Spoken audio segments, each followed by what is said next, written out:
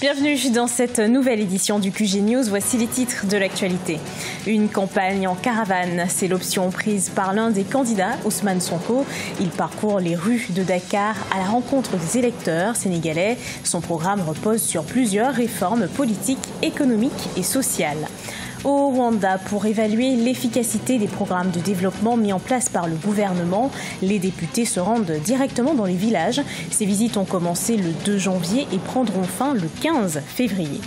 Et puis au Togo, un jeune entrepreneur âgé de 28 ans entend installer un nouveau modèle de gestion de déchets dans le pays. Son entreprise, Green Industry Plast Togo, dispose de 7 unités de collecte de déchets plastiques. Au Sénégal, la campagne électorale est lancée. Les 5 candidats en lice ont une vingtaine de jours pour convaincre. L'un des candidats, Ousmane Sonko, débute sa campagne de manière atypique. Il arpente les rues de Dakar en caravane. Reportage de notre correspondant El Adjai. C'est par une caravane dans les rues de Dakar que le candidat de la coalition Sonko, président Ousmane Sonko, a ouvert sa campagne ce dimanche 3 février. Une manière pour lui d'aller à l'assaut des électeurs. Ensemble, nous allons inscrire sur les livres d'or des lettres de noblesse de cette nouvelle page de l'histoire du Sénégal. Une fois élu à la tête du pays, il compte entre autres supprimer les fonds politiques, le HCCT, le CSE et le Haut Conseil du dialogue social. Que rien ne vous épouvante, concentrez-vous sur l'objectif. Allez à la rencontre des populations qui nous connaissent et nous apprécient, qui connaissent notre discours, qui attendent depuis 59 ans ce changement en profondeur. Nous avons une chance historique d'y parvenir. Inch'Allah, nous allons y parvenir. Nous n'avons pas besoin de milliers de milliards pour y arriver, parce que nous n'achèterons pas des consciences. Nous avons besoin plus de convaincre que d'acheter des consciences. Natif de Thiès, une des régions du Sénégal, Ousmane Sonko participe pour la première fois à l'élection présidentielle. Âgé de 45 ans, cet inspecteur des impôts de formation est devenu député après sa radiation de la fonction publique pour manquement aux droits de réserve. Sonko est devenu au fil des mois l'une des figures majeures de l'opposition sénégalaise. Première sortie pour Martin Fayoulou après sa défaite électorale à la présidentielle du 30 décembre. L'opposant a tenu un meeting à Kinshasa ce samedi 2 février. Il a appelé à une résistance pacifique. L'événement a réuni des milliers de partisans. Reportage de notre correspondant Jacques Amboka.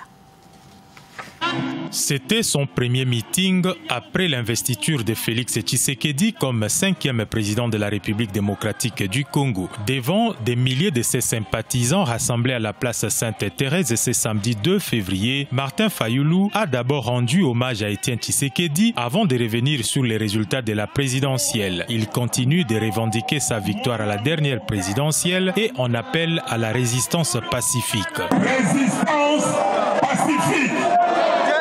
Je vous appelle à la résistance pacifique. Il ne faut pas prêter oreille ailleurs. Il n'y a pas un autre président. Moi, je n'y crois pas, car je suis celui qui a été élu par le peuple. Martin Fayoulou a par ailleurs lancé un message d'unité. Dans un contexte où le résultat de la présidentielle a créé des divisions au sein de la population, il a livré un message contre les tribalismes qui se dessinent. Pour ses partisans, il faut faire éclater la vérité des urnes. Nous sommes venus réclamer cette victoire du peuple congolais tant recherché. On l'a voté massivement et nous avons droit à pouvoir réclamer ces votes. Et aujourd'hui, nous venons matérialiser ces vœux avec notre présence. Vous voyez combien de fois nous sommes nombreux ici. Le meeting de la Mouka était un double test. Un test de mobilisation pour les candidats malheureux à la présidentielle, mais aussi la garantie d'un état de droit pour le nouveau régime. Le meeting de Martin Fayoulou s'est déroulé sans heurts ni arrestation. Au Rwanda, les citoyens ont-ils accès aux services de santé, à l'eau potable, à l'électricité, à l'éducation ou encore aux services bancaires? Pour s'en assurer, les députés vont sur le terrain et échangent avec les populations. Reportage de notre correspondant Fraterne Dakaïsanga. Le programme d'évaluation parlementaire de tous les secteurs administratifs du Rwanda a commencé le 5 janvier et prendra fin le 15 février 2019. Pendant plus de 2 mois, les députés vont évaluer le niveau de mise en œuvre des programmes de développement afin de faire des recommandations au gouvernement. Cette fois-ci, nous visitons les centres de commerce. Nous voulons savoir s'il y a toutes les infrastructures nécessaires pour permettre aux citoyens d'accéder aux services bancaires, par exemple, ou si la technologie est utilisée dans l'octroi des services, mais principalement si les règles d'hygiène sont respectées et s'il y a des centres de santé. Dans le district de Musanze, au nord du Rwanda, une équipe des parlementaires a visité un centre de développement de la petite enfance, un centre de santé et plusieurs activités économiques dans le centre commercial de Usogo. À la fin de leur visite d'évaluation, l'occasion a été donnée aux habitants de présenter leurs doléances.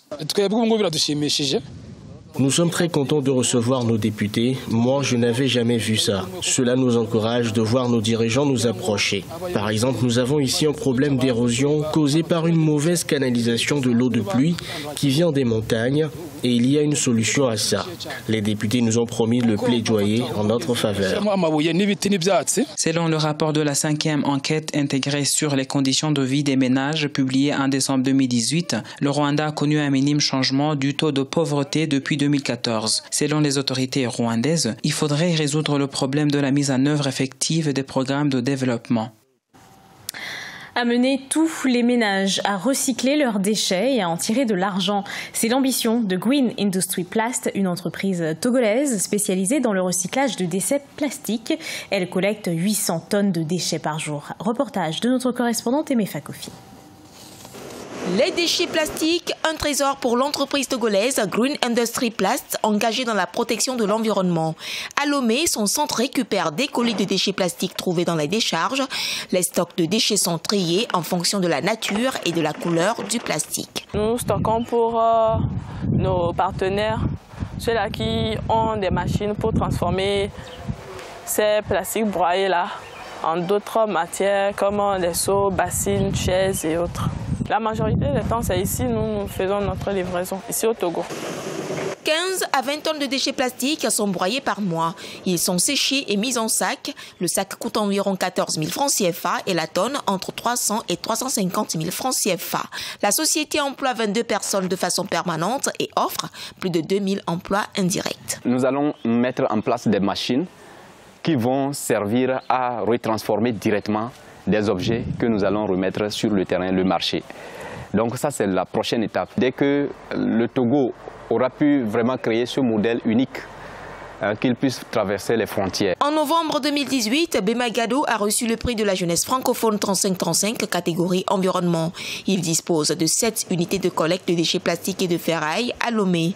Au Togo, la production journalière de déchets par habitant varie entre 0,4 et 2 kg, soit environ 800 tonnes d'ordures ménagères collectées chaque jour dans la capitale togolaise.